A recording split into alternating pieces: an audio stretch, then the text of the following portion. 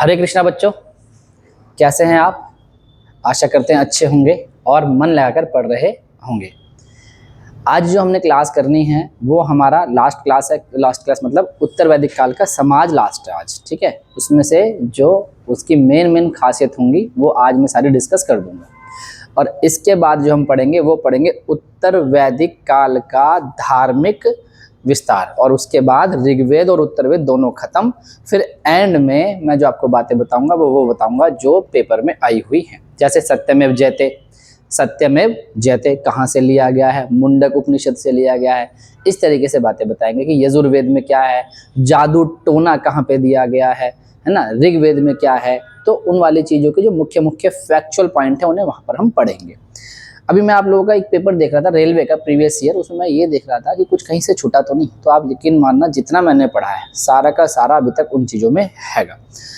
इस क्लास के ख़त्म होने के बाद, यानी जो कल क्लास हमारी ख़त्म होगी, लास्ट क्लास होगी हमारी कल, उसके बाद हम क्वेश्चन आंसर करेंगे। उस क्वेश्चन आंसर से जो चीज़ थ्योरी से बची है वो क्वेश्चन आंसर से कवर हो जाएगी। ऐसे ही पढ़ना। उसके बाद अब टेस्ट लगाना, एक आध क्वेश्चन यार कहीं पे अलग मिलता है तो उसको आप वहाँ से नोट कर लेना, ठीक है ना। टेस्ट जरूर लगाना, किसी भी प्रीवियस ईयर ले लो, वहाँ से टेस्ट लगाओ, बुक ले आओ और अपना बैठ जाओ घर पे, बैठ कर उसे टेस्ट लगाओ कि इतिहास में वैदिक सभ्यता में कितने क्वेश्चन आप कर पा रहे हो, ठीक है ना। तो ऐसे आप अपनी तैयारी करें। टेस्ट जरूर, मतलब कि प्रीवियस ईयर जरूर देखें, तभी आपको पता चलेगा आप क्या पढ़ रहे हैं और जो आपको पढ़ा रहा है भाई वो ठीक भी पढ़ा रहा है या नहीं पढ़ा रहा है ना।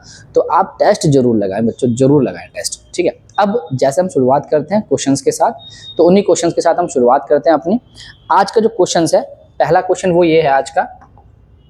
अच्छा, जो कल मैंने क्वेश्चन दिया था कि बीएनएस भारतीय न्याय संहिता 2023 को कब से लागू किया गया है, उसका आंसर है, आपने उसका आंसर किसी बच्चे ने, अभी तक तो खैर नहीं आया मेरे पास, शायद आ जाएगा तो फिर मैं दोबारा डिस्कस भी कर दूंगा उसके बारे में, पर समझेंगे। जो बीएनएस का कल मैंने क्वेश्चन दिया था, भारतीय न्याय संहिता, उसकी जो शुरुआत मतलब वो जो लागू किया गया है वो किया गया है 1 जुलाई 2024 से। बहुत अच्छे ढंग से ध्यान रख लेना, 1 जुलाई 2024, सही है। पेपर में आएगा तो सीधा लगाना 1 जुलाई 2024। भारतीय न्याय संहिता 2023 जो लागू किया गया है वो लागू किया गया है 1 जुलाई 2024 से। तो ये कल मैंने जो क्वेश्चन आपसे पूछा था उसका आंसर है, ठीक है, 1 जुलाई 2024। अब यहाँ पे समझेंगे एक बात, एक क्वेश्चन मैं और दे रहा हूँ आज, पहले आपको डिस्कस कराने से पहले क्वेश्चन दे रहा हूँ, उसका कल आप मुझे आंसर बताएंगे। तो आंसर क्वेश्चन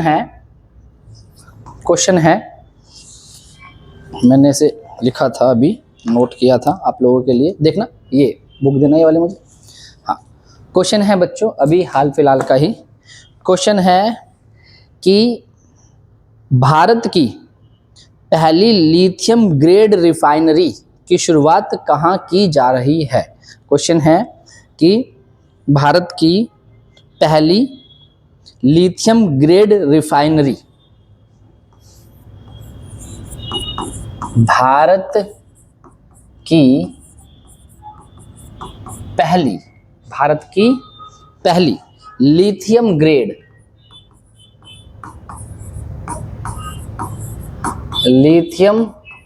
ग्रेड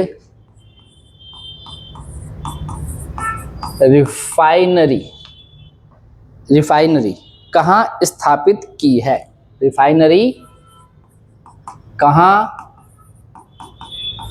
स्थापित की है, ठीक है। तो आपके सामने क्वेश्चन है भारत की पहली लिथियम ग्रेड रिफाइनरी कहाँ स्थापित की है। मैं इसके ऑप्शन नहीं दूंगा क्योंकि यार खुद सर्च भी तो करो ना कि भारत की पहली लिथियम ग्रेड रिफाइनरी कहाँ स्थापित की है। फिर कल मैं इसका डिस्कस करूंगा, कल आपको बताऊंगा ये कहाँ स्थापित की गई है। लेकिन ये क्वेश्चन आपके लिए है, पक्का पेपर में किसी न किसी पेपर में आपको दिख जाएगा, इंपॉर्टेंट क्वेश्चन है, तो इसको अच्छे से करना, ठीक है। एक आध क्वेश्चन मैं आपको बताता हूँ करंट का, उसको बहुत अच्छे ढंग से देखा करो, ठीक है। तो ये आपको आंसर इसका बताना है कल, ऑप्शन नहीं दूंगा, खुद पहले सर्च करना फिर मुझे बताना। कल मैं इसके ऑप्शन भी दूंगा और आंसर भी बताऊंगा, अभी आप लोगों को ये करके बताना है मुझे, ठीक है बच्चों। नेक्स्ट क्वेश्चन जो हमारा है आज का वो हमारा वही वैदिक सभ्यता से लिंक करता है। क्वेश्चन है हमारा नेक्स्ट, इसको रख देना भाई, इसको रख देना सब। नेक्स्ट क्वेश्चन है हमारा कि पुराणों की संख्या कितनी है। पुराणों की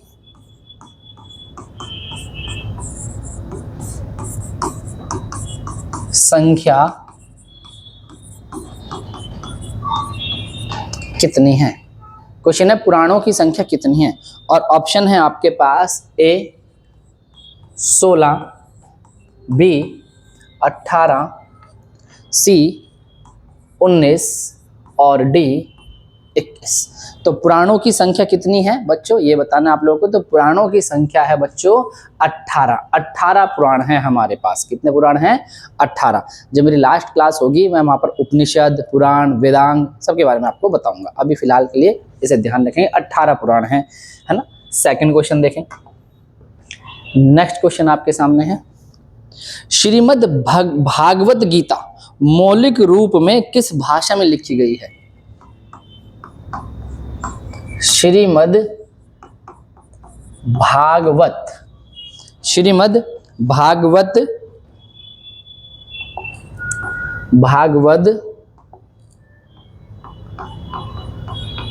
गीता, श्रीमद् भागवत गीता मौलिक रूप से किस भाषा में लिखी गई है। किस भाषा में लिखी गई है ना। श्रीमद् भागवत गीता मौलिक रूप से किस भाषा में लिखी गई है। ऑप्शन है आपके पास संस्कृत, बी ऑप्शन है आपके पास उर्दू, सी ऑप्शन है आपके पास पाली और डी ऑप्शन है आपके पास हिंदी। तो बच्चों ध्यान रखेंगे, जो श्रीमद् भागवत गीता है वो मौलिक रूप से संस्कृत भाषा में लिखी गई है। किसमें? संस्कृत भाषा में लिखी गई है। ध्यान रखना बच्चों, श्रीमद् भागवत गीता अलग है और श्रीमद् भागवत वो अलग है। श्रीमद् भागवत गीता अलग और श्रीमद् भागवत अलग है। इस बार एक क्वेश्चन दिया था बच्चों ने, एसएससी का पेपर दिया था, तो उसमें क्वेश्चन पूछा था कि श्रीमद् भागवत गीता में कितने अध्याय हैं। तो अध्याय कितने हैं बच्चों इसमें? 18। कितने अध्याय हैं? 18 अध्याय, ये ध्यान रखना है ना। तो श्रीमद् भागवत गीता में मौलिक रूप से किस भाषा में लिखी गई है? तो संस्कृत भाषा में लिखी गई है। सही है।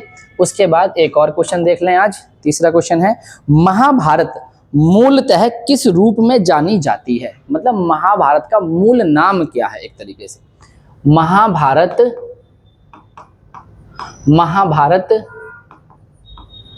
मूलतः किस रूप में जानी जाती है। किस रूप में जानी जाती है। ठीक है, तो महाभारत मूलतः किस रूप में जानी जाती है। ऑप्शन है आपके पास वृहत कथा के रूप में जानी जाती है। बी ऑप्शन है आपके पास ब्राह्मण के रूप में जानी जाती है। सी ऑप्शन है आपके पास वृहत संहिता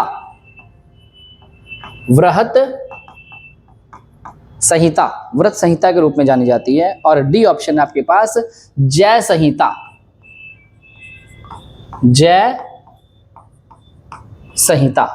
तो जय संहिता, तो इसका आंसर है बच्चों जय संहिता। महाभारत का मूल नाम क्या है? जय संहिता। जब मैं आपको लास्ट दिन क्वेश्चन डिस्कस करूंगा, हर एक चीज पे व्याख्या करता हुआ ही चलूंगा, जिससे आपको और अच्छा लगेगा और समझ बढ़ेगी आप लोगों की। अभी फिलहाल समय कम रहता है, यानी कि क्लास पढ़ानी भी होती है और क्वेश्चन भी डिस्कस करने होते हैं, तो 2 से 3 क्वेश्चन डिस्कस हो जाते हैं, साथ ही साथ हमारी क्लास भी हो जाती है। अब जो हम बात करेंगे, जब क्वेश्चन डिस्कस करेंगे, तो मैंने सोचा इस बार से जो भी मैं क्वेश्चन आपको सामने लेकर आऊँगा तो उसकी आपको डिटेल में करूँगा। थोड़ी जो डिटेल्स रहती हैं वो जरूर मैं करूँगा। इस बार हम पैटर्न को और बढ़ाएंगे। ठीक है, आपको खूब अब इंटरेस्ट आना शुरू होगा। ठीक है यार, अच्छे से पढ़ना, मन लगा के पढ़ना, कोई भी प्रॉब्लम नहीं आने वाली अगर सीक्वेंस में पढ़ते रहोगे। तो आज आपको पढ़ना है हमें उत्तर वैदिक काल का समाज। क्या पढ़ना है बच्चों? हमें उत्तर वैदिक काल का समाज। तो अब हम बात करते हैं समाज की। आप ध्यान से समझो, किसका समाज बता रहा हूं अब मैं?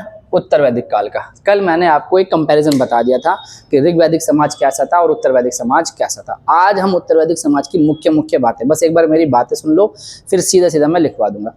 एक तो ध्यान रखेंगे उत्तर वैदिक काल। इस उत्तर वैदिक काल की जो टाइम पीरियड था वो मैंने आपको बहुत बार बता दिया, अब तो याद ही हो गया होगा। 1000 से लेकर 600 ईसा पूर्व तक उत्तर वैदिक काल का टाइम पीरियड 1000 से लेकर 600 ईसा पूर्व तक। उत्तर वैदिक काल में ही बाकी के 3 वेद हमने देखे हैं। तो उत्तर वैदिक काल के अंदर हम कितने, अपना शॉर्ट में कर रहा हूं, आप लोग मैं बोल भी रहा हूं तो उसे रोक कर लिखते रहेंगे। उत्तर वैदिक काल में हमने 3 वेदों के बारे में जानना है, यजुर्वेद, सामवेद और अथर्ववेद। यजुर्वेद, सामवेद, अथर्ववेद, इन तीनों के बारे में हमें जानना। तो टोटल वेद हो गए हमारे 4, एक ऋग्वेद और बाकी 3 ये वेद। तो इन चारों वेदों के बारे में आपको हमने वैदिक सभ्यता में पढ़ाया, जिसमें से अब हम अपने उत्तर वेद के लास्ट यानी सेकंड लास्ट पड़ाव पे चल रहे हैं, समाज पे। उसके बाद धर्म, और धर्म के बाद ये सारा फिनिश। उसके बाद मतलब धर्म के बाद फैक्चुअल पॉइंट और फिर क्वेश्चन आंसर और खत्म। और उसके बाद स्टार्ट करेंगे हम महाजनपद काल में, यानी कि जो आपके 16 महाजनपद है उन पे बात करेंगे। तो अब जरा समझ में आ गया होगा उत्तर वेद का टाइम पीरियड 1000 से 600 ईसा पूर्व। उत्तर वेद में कौन से 3 वेद मिलते हैं हमें? यजुर्वेद, सामवेद, अथर्ववेद, ये उत्तर वेद में मिलते हैं हमें। और अब हमें देखना इसका समाज। तो उत्तर वेद का समाज समझना। ऋग्वेद का समाज जो था बच्चों वो कबीलाई समाज था। तो उत्तर वेद में कबीलाई समाज का विघटन हुआ, पहला पॉइंट। उत्तर वेद में कबीलाई समाज का विघटन हुआ। दूसरा पॉइंट, जब कबीलाई समाज का विघटन होगा तो वो कबीलाई समाज विघटन हुआ और उसने स्थायी जीवन जीना शुरू करा। दूसरा पॉइंट, स्थायी जीवन जीना शुरू करा। स्थायी जीवन जीने की जब उनमें परंपरा आई तो उन्होंने क्या काम करा, अपने इसी जीवन के साथ और चेंजेस करने स्टार्ट किए। समझो, जैसे जैसे मानव का विकास होता है ना, तो चेंजेस भी वैसे वैसे होते चलते हैं। तो जैसे जैसे उसका कबीलाई समाज का विघटन हुआ, उन्होंने स्थायी जीवन जिया। स्थायी जीवन जीने के साथ उनके जीवन में वर्ण व्यवस्था आ गई और 4 वर्णों को कहाँ देखा गया? उत्तर वैदिक काल में देखा गया। जबकि ऋग्वेद में मैंने बताया था कि वहां पर 3 वर्ण तो थे और चौथे वर्ण का जिक्र ऋग्वेद के 10वें मंडल के पुरुष सूक्त में मिलता है। चौथे वर्ण यानी शूद्र का जिक्र जो मिलता है ऋग्वेद के 10वें मंडल के पुरुष सूक्त में मिलता है। लेकिन इन चारों वर्णों की व्याख्या जो मिलती है वो हमें उत्तर वेद में मिलती है। ठीक है। तो उत्तर वेद में वर्ण व्यवस्था 4 वर्णों के बारे में बताया जाता है। और 4 वर्ण कौन कौन से थे? ब्राह्मण, क्षत्रिय, वैश्य और शूद्र। पहला पॉइंट, उत्तर वेद में कबीलाई व्यवस्था विघटन हुआ, कबीलाई टूटे। जैसे कबीले टूटे तो उन्होंने स्थायी जीवन जीना शुरू करा। जब स्थायी जीवन जीना शुरू करा, अब समाज देखो, कबीले टूट के स्थायी जीवन में आ गए, स्थायी जीवन से वर्ण व्यवस्था में आ गए। अब वर्ण व्यवस्था आ गई, वर्ण व्यवस्था में 4 वर्ण आ गए, ब्राह्मण, क्षत्रिय, वैश्य और शूद्र। और ये वर्ण व्यवस्था धीरे धीरे कठोर होती चली गई, यानी कि ये जाति आधारित हो गई। जाति आधारित का मतलब है जन्म आधारित होना।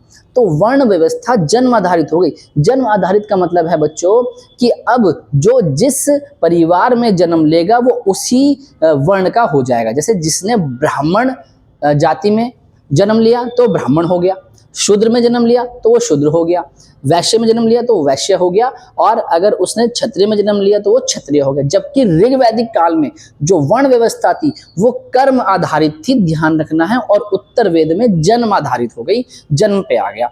ठीक है। तो कबीला व्यवस्था, स्थायी जीवन, वर्ण व्यवस्था, क्लियर। ऋग्वेद के अंदर ही हमें और चीज मिलती है। जैसे अब देखो, यहाँ तक तो होगी कबीला व्यवस्था के बाद हमने स्थायी जीवन दिखा दिया, फिर वर्ण व्यवस्था दिखा दी। यहाँ पर समाज पितृसत्तात्मक में और वृद्धि हो गई, यानी पितृसत्तात्मक समाज में मजबूती आ गई। समझे, समाज में पितृसत्तात्मक जो परिवार का मुख्य पिता होता था तो उसकी स्थिति में मजबूती आई उत्तर वैदिक काल में। फिर इसी के साथ में उत्तर वैदिक काल के अंदर ही हम ये देख लेते हैं कि महिलाओं की स्थिति क्या थी। तो महिलाओं की स्थिति उत्तर वैदिक काल में थोड़ी महिलाओं की स्थिति में गिरावट आ गई।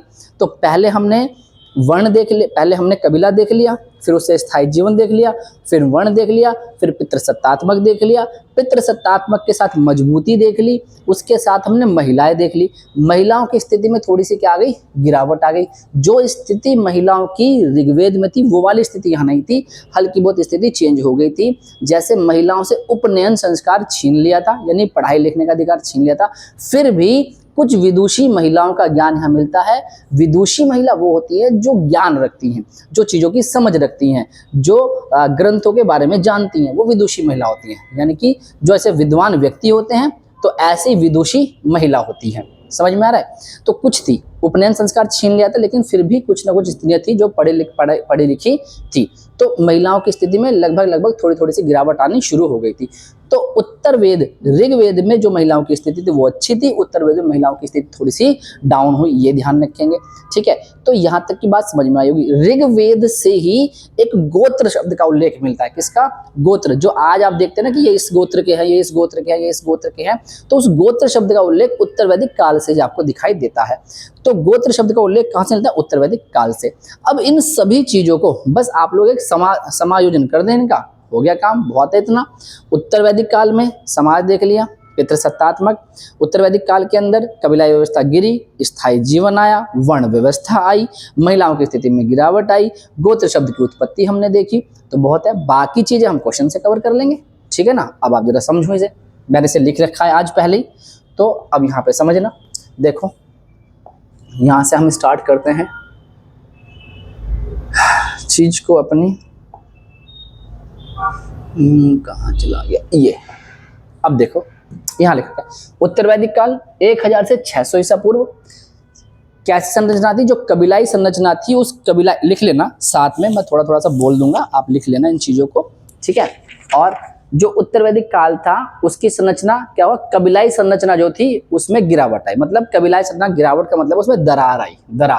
दरार मतलब विघटन हुआ। कबीलाई संरचना क्या हुआ? दरार आया। अभी यही वाली चीजें बताई थी। देखो एक बार हेडिंग देख लो, कबीलाई संरचना में दरार और वर्ण व्यवस्था शुरू। यहाँ से पितृसत्तात्मक परिवार के मुखिया की स्थिति मजबूत, यानी कि जो समाज था वो पितृसत्तात्मक था और जो मुखिया की स्थिति थी वो और मजबूत हो गई। तीसरा पॉइंट, वर्ण व्यवस्था जाति अर्थात जन्माधारित थी। जो वर्ण व्यवस्था यहाँ पे दिखाई दी वो जाति आधारित अर्थात जन्माधारित थी। चौथा पॉइंट, गोत्र का विकास यहीं पे हुआ है और गोत्र शब्द गोष्ठ से निकला है। अब गोष्ठ क्या होता है अभी बताऊंगा थोड़ी देर में, गोष्ठ क्या होता है।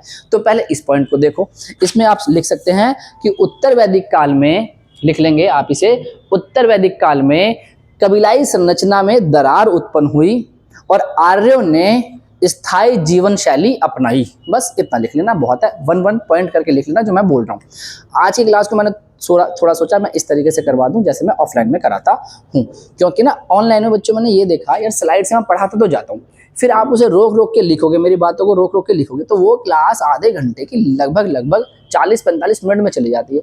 तो मैं कोशिश ये कर रहा हूँ कि जैसे ऑफलाइन में मैं पढ़ाता हूँ ऐसे ही मैं आप लोगों को पढ़ाना शुरू करूँ धीरे धीरे से, क्योंकि ऑफलाइन में तो देखो यार आधे घंटे कई बार क्लास होती है, बहुत ज़्यादा एक्सप्लेन करना पड़ता है, इतना एक्सप्लेन करना पड़ता है कि क्लासेस बहुत लंबी खिंच जाती है। अब यहाँ टाइम का दायरा देखना पड़ता है, तो बस चीज़ें फटाफट बतानी पड़ती हैं।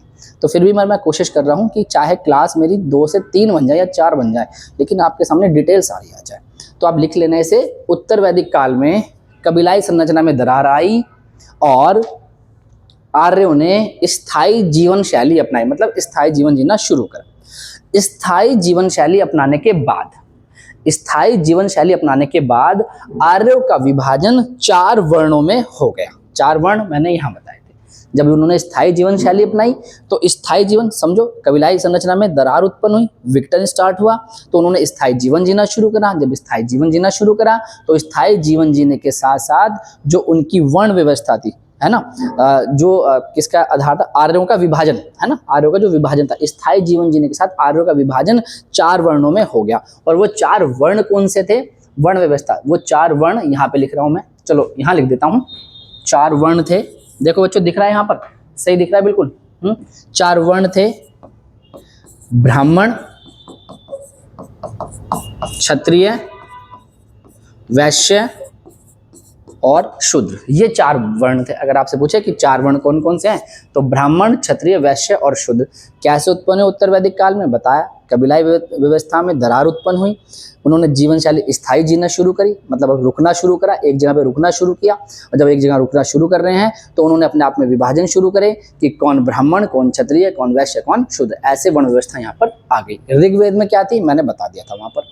अब आगे देखो इसके अंदर, इस काल में संयुक्त परिवार यानी कि जो संयुक्त परिवार एवं पितृसत्तात्मक परिवार के मुखिया की स्थिति मजबूत हुई। लिख लेंगे, इस काल में संयुक्त परिवार एवं पितृसत्तात्मक परिवार के मुखिया की स्थिति मजबूत थी। मतलब कि जो पितृसत्तात्मक परिवार था उसके मुखिया की जो स्थिति थी वो मजबूत हुई। कहाँ पर? उत्तर वैदिक काल में। तो पिता की जो स्थिति थी वो मजबूत हो गई, ऐसे ध्यान रख लेंगे।